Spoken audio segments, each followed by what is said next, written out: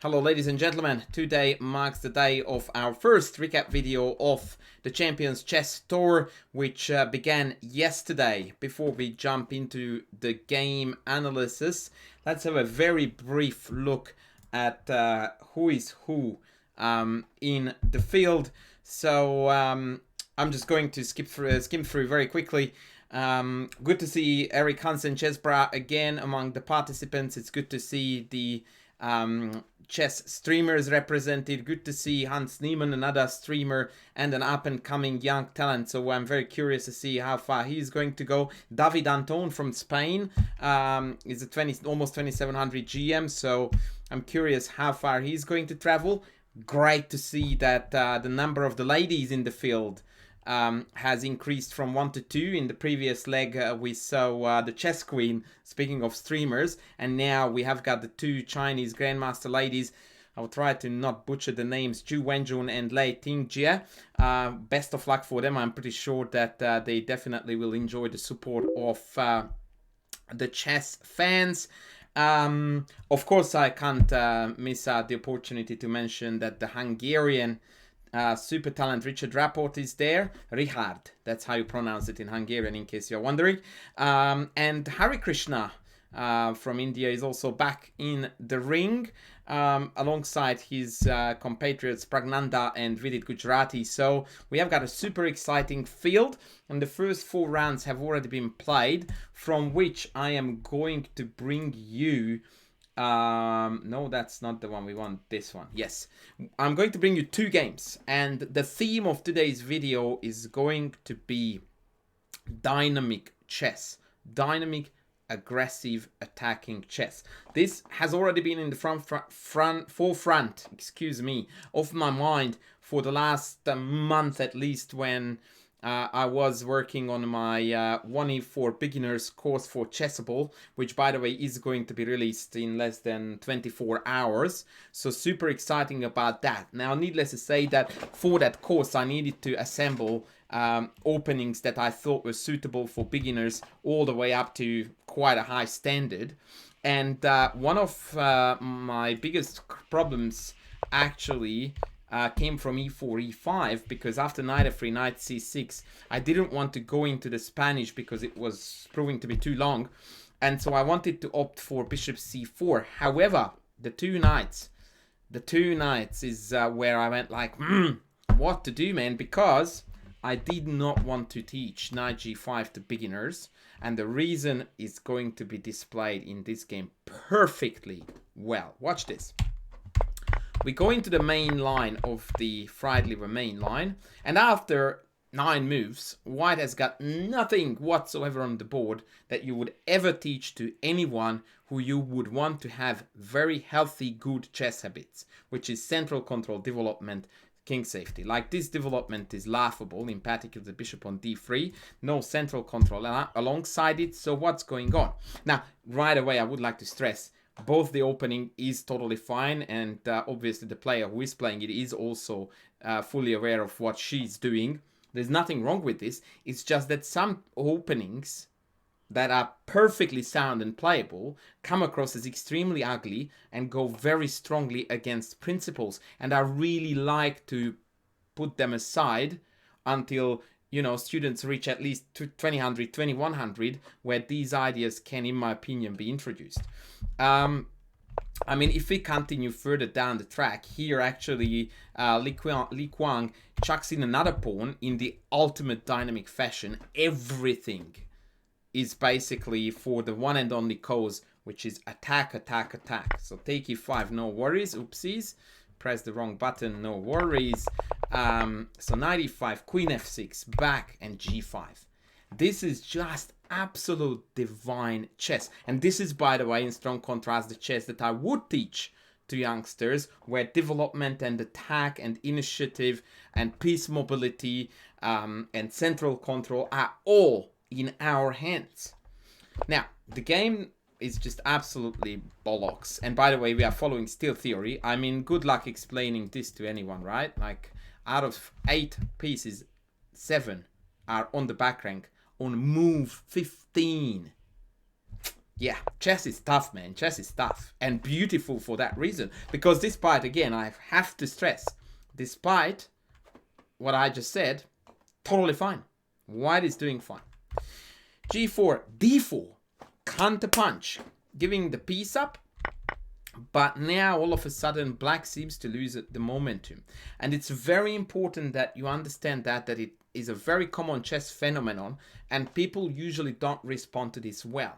And that phenomenon is that usually when initiative turns into attack and that turns into creating very serious problems to your opponent, it tends to just escalate, and then it hits a climax, which is either that we just break through and win the game, or more commonly, we win some material. Like, look at this. Attack, attack, attack, attack, and now white goes like, stuff it, I can't just going backwards anymore. I have to give up something to make this position playable for me. And as soon as the climax of the building up initiative is the win material, usually what you find, not always but very often, is that the roles reverse. And now black loses all his initiative and it's actually handed over to white. And now black's job is to try to drag it back. And we are going to witness a very funny tug of war where both sides go like, no, you can have it. As in the material, give me the attack. And they go like, no, you can have the material. Let me show you what I mean. They play knight e6, queen c3, attacking this, defending this. You can take it. No, thank you. I would rather defend the mate. Black says, no, please take my knight. It's good for you. White goes, no, thank you. I would rather keep on attacking your pieces. No, take it, please.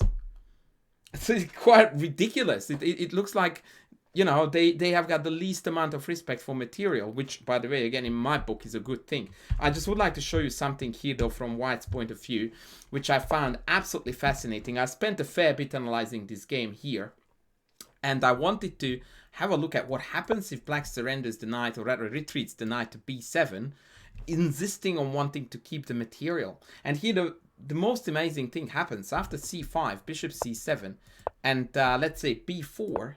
White seems to take over in the initiative, knight d8, bishop b2, queen h6, g3, and all of a sudden, like I said, white is gonna get the upper hand and the attack. From that position where like 6 moves ago, I had everybody on the back rank, all of a sudden we have bishop g2, d5, potentially knight d2, knight f3, or knight c4 even. And all of a sudden, white has all the attack. What happened with the black attack? It's like, what? Is it in the same game? And this is, ladies and gentlemen, the textbook, really high-level grandmaster chess for you. That's just a really perfect example of how deeply these players understand the concept of attack initiative and its value in relation to material. And that was exactly the reason why Li Kuang decided that, nah, stuff the a5 knight, that's collateral damage. I would rather open up the diagonal for the bishop, put pressure on d4, bring the knight in. And that's exactly what he's doing. And after queen takes f4, it's -7. Because attack is above all. Absolutely beautiful. Rook e4. Let's go back to the black side. Knight f3 check. Hello. So he plays rook e4 to stop f3. But instead gets hit very, very hard with knight f3, which rips the king open. And after queen e1, now black has got multiple wins. Queen g5 check, king h2, bishop f5 is the engine's favorite. But actually, when I looked at this variation, I really did wonder about one thing, and I also wondered whether that was the reason why Li Kuang decided not to play this line at all with black. Because here after bishop g2, there is this obvious line of bishop takes, queen takes, and rook e8, with the idea of rook mate and all kinds of filth is coming against the white king. But here white has this astonishing idea to play knight c3 and just give up the queen like so, and have 2 minor pieces for the queen. But somehow, the more I look at it, the more I go like, this is gonna be a very tough conversion. It's not by any means an obvious one. And this is a textbook example of how useless it is at times, the engine, when it tells you -5, because then you look at it, oh yeah, black is totally winning. Like, is he really? Okay, so what's your winning plan? And I'm not saying it's not. What I'm saying is that this is a very serious technical difficulty for a human, especially in the context of a rapid tournament. So it's not that simple. It's not that simple. It is winning, I will give you that. But I would like to have half an hour on my clock at least to suss out how exactly I was gonna convert this. Don't know if Lequang decided against this variation or not because of it, but in the end he ended up playing this variation out where he basically created this attack that demanded a queen trade from the opponent, and in the end game white just doesn't have enough. Pawns are dropping everywhere. This is still on, this is still on, and in the end Lequang converted his advantage to a victory. I don't want to bore you with the rest because it's not really that important, but it was still beautiful to see how once again the initiative and the tug of war, you know, for the initiative and the attack and the dynamic chess kept on going on and on and on for a fair while until finally white gave in and went like, okay, fine, I will take your a5 knight and let's see what happens. And they lost promptly. Now, speaking of dynamic chess and material, I have another absolute screamer for you. Jordan van Forest against Anton David, or David Anton rather, which was a absolutely wild and insane Caro-Kann game in the so popular, well, it's not exactly the Tav variation because that would be h4, but this is a bit of a sidekick of that. And again, note the extreme aggression with which white is playing the entire game. Knight f4, knight c3, takes g6, bishop g5, aggression, f4, takes. Now he wants to go h5, c5, blows up the center. No whackers, have it. I want develop, attack. And again, look how marvelously simple chess can appear to be when it's done by a very high-rated grandmaster. He goes like, what am I supposed to do in the opening? Central control, development, king safety. Look at him. Perfect central control, although CD is now a little bit ruining that, but fine. Beautiful development, meaningfully placed pieces. Very important to note, like take is a threat. The dark squared bishop are on trade, which is obviously positionally speaking favoring white because of the dark squared weaknesses. The king is ready to castle. It's just perfection. Takes, and this is where the chaos begins. Takes e3 and takes e6. Now that alone is a wowzers, but then comes the total craziness, and that is that, remember, at every step of the way, you are supposed to look for potential attacks, a chance to grab the initiative, to turn the tide. And when I told you that white was doing everything well, I kind of lied a little bit, because king safety was lacking. And here black can exploit it in the most amazing fashion. For the record, the game continued FG, and I really want you to see the immense contrast between what happened and what should have happened. So, takes g6, castles, securing the king, which may sound silly to you because there is a take, but that doesn't matter. White just plays king b1, and the king is just as safe as it was.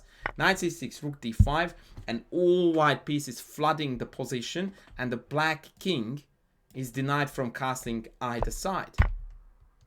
And I will show you what happens here, but just have a look at this. King stuck in the middle, white has got beautiful pieces, the attack is just running beautifully, and in fact after bishop e7 it's carnage because this can't take back because of the pin, this can't take back because of the check, so it's game over. Now what black could have done instead, and allow me to confuse you again with swapping the board around, is that in this position there was a sensational idea of castles, allowing white to take a free piece, and then queen to b6.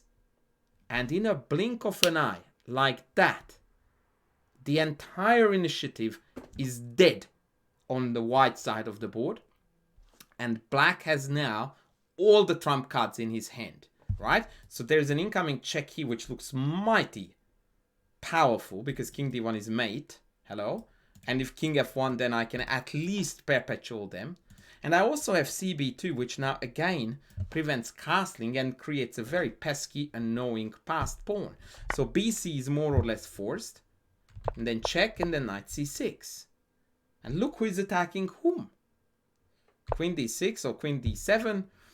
Queen f3 check, king d2. I'm following here a engine variation, and the engine calls this a perpetual check after queen b6. But again, it's very clear that white is dodging the bullets and black is calling the shots. That's a marvelous demonstration there of how quickly these things can change and the initiative can slip from one side to the other. Again, for this, you need top level chess. It doesn't happen every day in anyone's game. It happens when you see two outstanding players playing very good chess. And, you know, the game is decided by the tiniest details, such as that David Anton decided not to castle here but take the bishop, allowing white to actually maximize his initiative and attack. And after king f8, bishop a3, white is now completely winning it. The conversion is quite nice. I will show you the entirety this time. Rook d7, rook g8, rook g1. So now we are really hurting them here. Rook h7 takes, simply with the idea of bringing the bishop into the game and resolving the back rank issue. Knight a5, bishop b4, knight c4. Now that's an annoying knight. So he goes, okay, I will just eliminate it. And again, this is such a beautiful practical chess. Like, why are we not entirely winning? Actually, let me rephrase this. Why is black not resigning? Because all his hopes are tied to this beautifully placed knight, which allows black to float back rank mate ideas and dream about getting this queen somehow in here, e.g. with a5, bishop moves takes. So what do? We absolutely shatter. We destroy their hopes by doing this. In you come, fine, bang.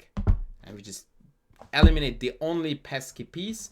And after queen takes e6, there was nothing else left in the tank for black, because white has got the very slow but at the same time beautiful idea of bishop e5, h6, rook h6, bishop g7, king h7, check, and checkmate. Would have been the final, the outcome of this beautifully played game. I think that this was really inspiring to see how initiative, dynamic ideas, and the desire to attack is so beautifully represented in these games and in the style of these superheroes of chess. I guess I can call them that. So I'm super keen to see what day 2 is going to bring. So far we have been looking at very entertaining and enticing chess. So I'm going to say goodbye now, but I look forward to seeing you in the continuing recap videos. So keep your eyes peeled, because I will be back tomorrow. So make sure that you like, you comment, you sub, you spread the love. And as I said, I will be back tomorrow. Thanks for watching. Bye.